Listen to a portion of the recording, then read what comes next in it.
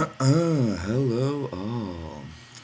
Well, guys, let's talk about Raja Yoga, shall we? Hmm. Okay. So the word Raja translates to king or royal, so Raja Yoga denotes the king of yoga practices. It's also called Ashtanga. Ashta means eight because of the eight steps to enlightenment the yogi follows. Yogi learns Raja Yoga from a guru in person. It's kind of the only way to do it. So nobody's quite sure how old yoga is, but it's probably, possibly one of the oldest sciences known to man. There have been seals found in the Indus Valley showing humans in yoga postures.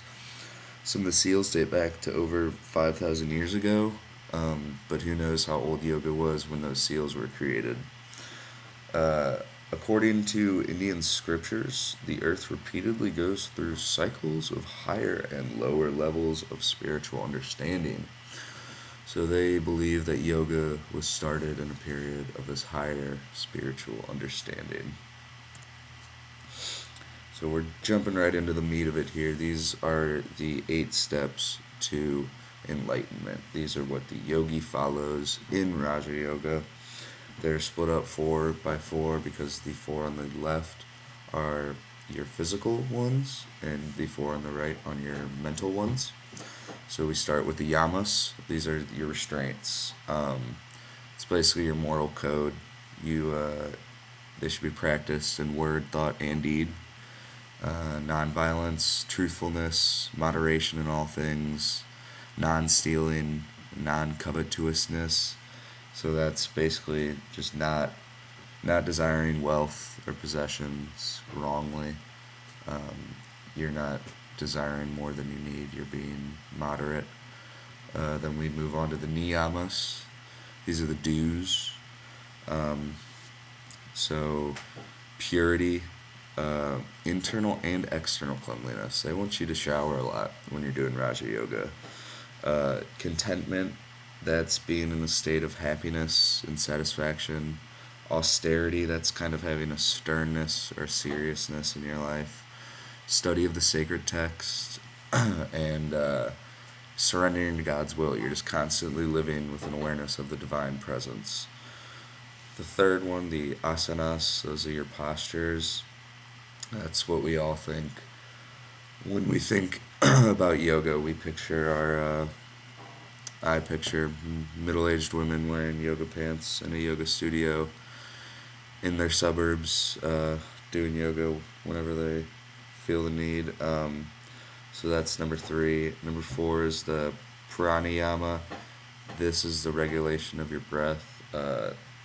They believe that breathing can interrupt your meditation when you move on to meditation. So you need to master breathing before you can jump into heavy meditating. They do it. They take it to a level of even like breathing in one nostril and breathing out the other nostril. Sorry.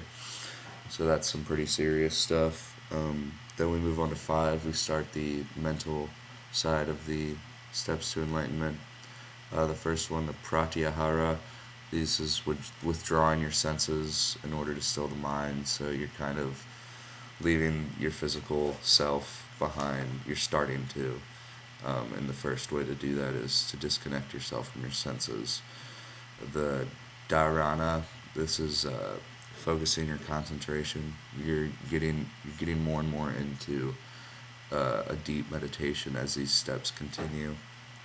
The dhyana is just another deeper state of meditation. It's that state of pure thought and absorption in the object of meditation. So, and then we'll finally get to number eight, which is samadhi, and this is the real deal. This is a super conscious state.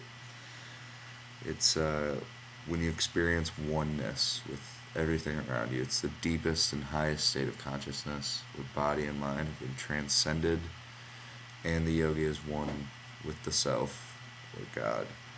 Um, I think it's safe to argue that samadhi is kind of your end goal for Raja Yoga.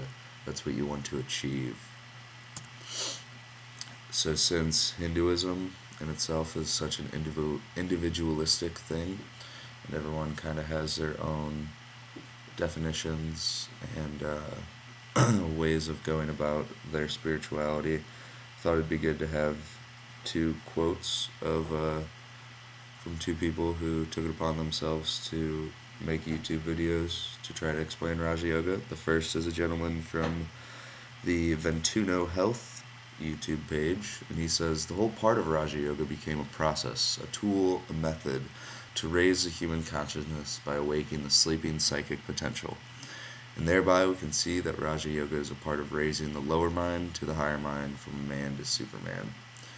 So he says psychic in here, and what I think he means there is of or relating to the soul or mind, and also relating to phenomena inexplicable by natural law. So I would say that our sleeping psychic potential is this possibility to be in samadhi. I guess it's the potential to be connected with one, like the oneness, the self, the God. And I would say that God in itself is a pretty inexplicable thing by natural law. So I think that's what he means there. And then we also just see like the importance he puts on Raja Yoga, becoming a man to a Superman. The emphasis he puts on it being a process, a method. And then we move on to our next quote, which is from Leela Mata. And in her video, she talked about, she talked a lot, actually. But what I decided to rip out of it was she also puts a lot of emphasis on like the importance of it in this little first paragraph when she says to work towards something as huge and magnificent as union with the higher self and union with the cosmic consciousness, so that it's a commitment and it's something you have to work towards, and it's huge and it's magnificent. It's very important. And you could read on, and she says that this meditation is our real element. It's a place where humans are meant to be. And when we go into samadhi, she thinks that's where humans are made to be, in a state of samadhi. And then she also says that Raja Yoga is trying to get us to samadhi. So, like I said before, samadhi is kind of the end goal of Raja Yoga. And she closes it out with, just again, the beautiful determination and consistent practice it takes to get our mind onto a higher level. So what I want to echo here to you guys is that Raja Yoga isn't just a set of poses, and it's not just a meditation process, and it's not even just like a one-time thing of combining them both, but it's a blending of the two. The poses are there to help control your physical body, and so you can go into these deep meditation processes. And deep meditation processes wouldn't be able to go deep enough into samadhi or even some of the other steps of the 8 steps without the physical. So you have to have both for it to be Raja Yoga, and it has to be a big commitment in your life. It can't just be you go into the yoga studio when you have time. It needs to be, this is your job, your occupation, the point of life to you is to reach this higher self. So it has to be practiced and committed to, and not just one or the other, the process of them both, meditation and the physical side, the poses, the morality, the do's, the don'ts. Now for me, I've been meditating for the past 6 or 7 months or so, and I would say that it's definitely been a positive experience for me.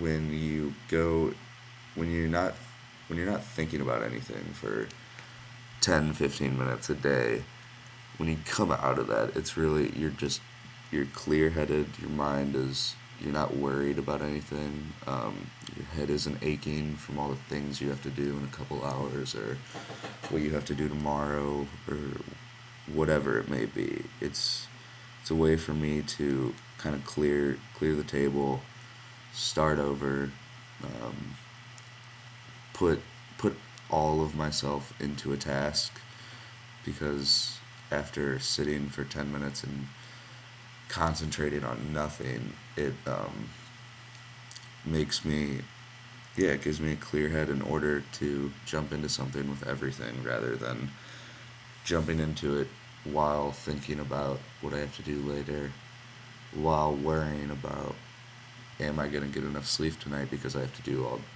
this tomorrow, blah, blah, blah. You know what I mean. So meditation has been good for me, and I think Raja Yoga would be a neat thing to do. Um, so because Raja Yoga is such a devotion to someone's life, I see the importance of attaining this higher knowledge in the Hindu culture and religion.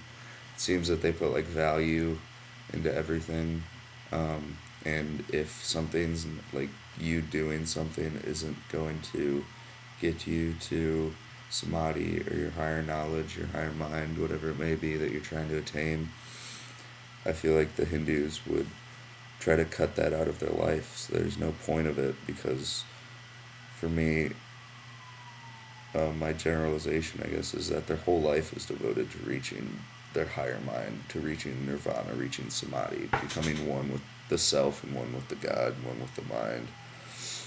So I would say that, yeah, just everything they do is pushing towards this goal of, I guess in Raja Yoga's case, it'd be samadhi, but in the grand scheme of it, it might be nirvana or connection to the Brahman or whatever it is. It's pretty individualistic, as we know. So that was Raja Yoga, guys. Thanks for joining me.